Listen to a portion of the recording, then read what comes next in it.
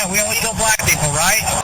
Well, it's a kind of grievance competition. Your guest earlier just tried to engage in it. I don't know what hurt she believes she's had from slavery. All of this was addressed 2 centuries ago. Everything has consequences. All history has consequences and ramifications.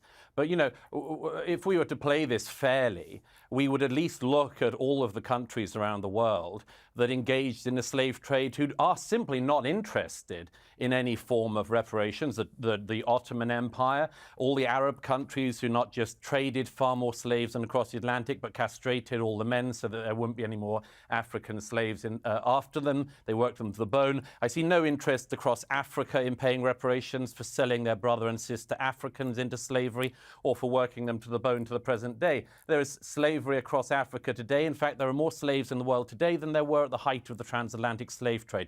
So some of us are simply a bit bored of hearing people ripping at closed wounds and then crying about their hurt or their presumed hurt. Because everybody could do this. 1 million Europeans were stolen by North Africans over the course of decades of the North African Barbary pirate slave trade. Where would you end if you did that? The answer is you couldn't end, because nobody is alive who has actually suffered the hurt, and nobody is alive who did the wrong. And I'd make one other point, if I may. It's always the countries that people want to come to who are put through this struggle session.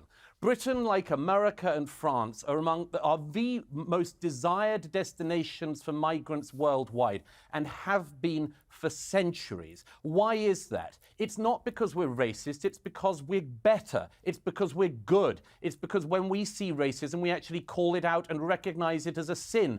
Try finding that across Africa. Try finding that across the Middle East or in China. Nobody would hear. So what we have is a situation where the more virtuous countries are presented as the worst countries. It's sick, and most of us are tired of it.